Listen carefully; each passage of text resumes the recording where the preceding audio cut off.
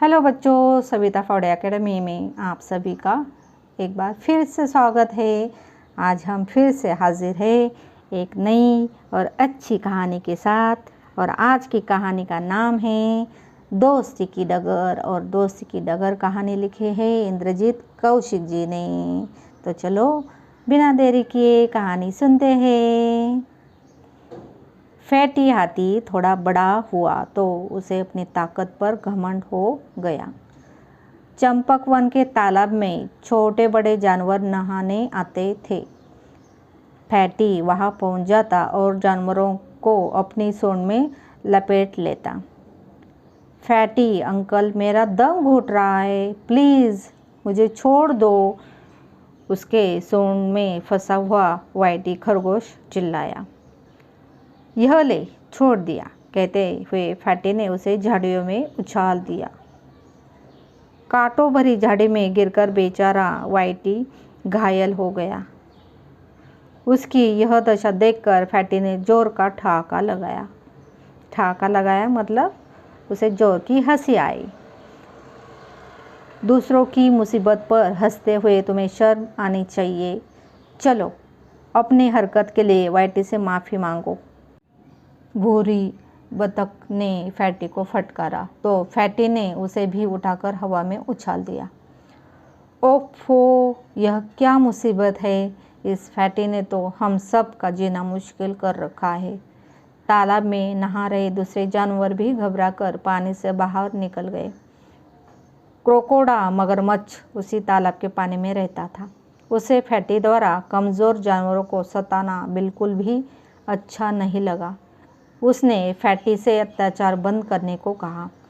मुझसे मत टकराना, मेरी ताकत के आगे तुम एक पल भी नहीं टिक पाओगे। फैटी ने उसकी बात पर ठहाका लगाया।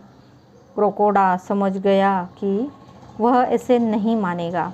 उसने तालाब के पानी में खड़े फैटी का पाँव अपने जबड़े में कस कर जकड़ लिया। फैटी ने अपना पाँव छुड़ाने की बहुत कोशिश की पर क्रोकोडा ने उसका पाँव नहीं छोड़ा। भैया, मैं अपनी हार मानता हूँ, मेरा पाँव छोड़ दो, बहुत दर्द हो रहा है। फैटी ने दाल गलती न देखकर पैतरा बदला। तुम्हारा पाँव मैं एक शर्त पर छोड़ सकता हूँ, अगर तुम वादा करो कि आइंदा किसी जानवर को तंग नहीं करोगे। क्रोकोडा ने शर्त रखी।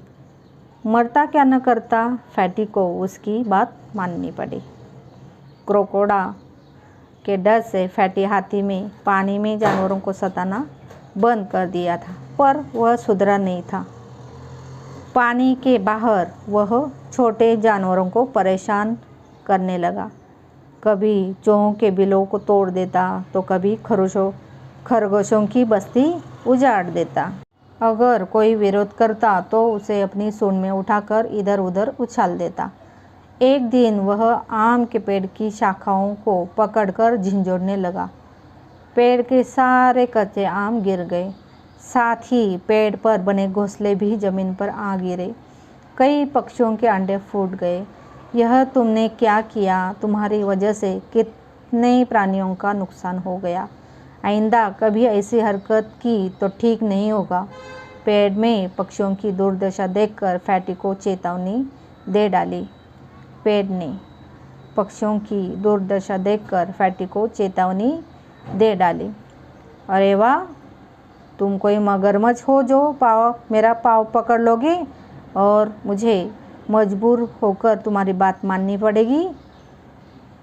फैटी बोल रहा है ना, देखो।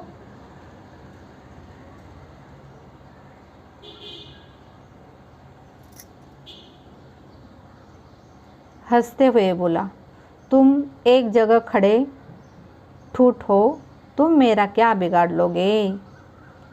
पेड़ समझ गया कि दुष्ट फैटी ऐसे नहीं मानेगा। अगर उसे सबक नहीं मिला तो यह जानवरों को नुकसान पहुंचाता रहेगा। इसकी हरकतों पर अंकुश लगाने के लिए मुझे कुछ करना होगा। पेड़ ने मन ही मन सोचा और अपनी जड़ों में रह रही चींटियों से इस काम में मदद मांगी। चींटियाँ पेड़ की बहुत इज्जत करती थी। वे पेड़ की पुकार सुनते ही अपने अपने काम छोड़कर बिलों से जल्दी जल्दी बाहर आ गई।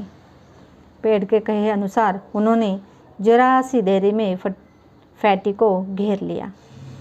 है ना, इस फैटी को सारी चींटियों ने कैसे घेर लिया है, देखो, है ना। अपने आसपास चींटियों की फौज देखकर फैटी बुरी तरह घबरा गया। बाप रे, इतनी सारी चींटियाँ कहाँ से आ गई, अब मैं क्या करूँ। मेरे एक ही इशारे पर ये सारी चींटियाँ तुम्हारे ऊपर धावा बोल देगी। जब एक चींटी ने कई साल पहले तुम्हारी हालत ख़राब कर दी थी, तो तुम खुद सोच लो ये सब मिलकर तुम्हारा क्या हाल करेगी। पेड़ ने फैटी से कहा तो वह सकपका गया। मुझे माफ़ कर दो, आइंदा मैं कभी किसी जानवर को परेशान नहीं करूँगा। अपनी गलतियों के लिए मैं शर्मिंदा हूँ, फैटी ने कान पकड़कर वादा किया। अगर तुम ऐसा करोगे तो चंपकवन के सभी निवासी तुम्हारे दोस्त बन जाएंगे। एक दूसरे की मदद करना और मुसीबत में काम आना एक गुण ही तो दोस्ती की डगर है, पेड़ बोला। उसी के बाद फैटी ने स्वयं में बदलाव लाते हुए फिर कभी किसी को तंग नहीं किया। तो बच्चों, कैसे लगी कहानी? आप सभी भी जो भी दोस्त है एक दूसरे के, आपके जो भी दोस्त है उनकी हमेशा मदद करना, मुसीबत में हमेशा उनका साथ देना, वही तो जो मुसीबत में साथ देता है वही तो अच्छा दोस्त कहलाता है, वही तो है दोस्ती की डगर। तो चलो फिर से मिलेंगे एक अच्छी सी कहानी के साथ, तब तक बाय बाय। अगर ये कहानी अच्छी लगी तो प्लीज़ अपने फ्रेंड सर्कल में ये वीडियो शेयर करना और सविता फावड़े एकेडमी को सब्सक्राइब करना ना भूलना।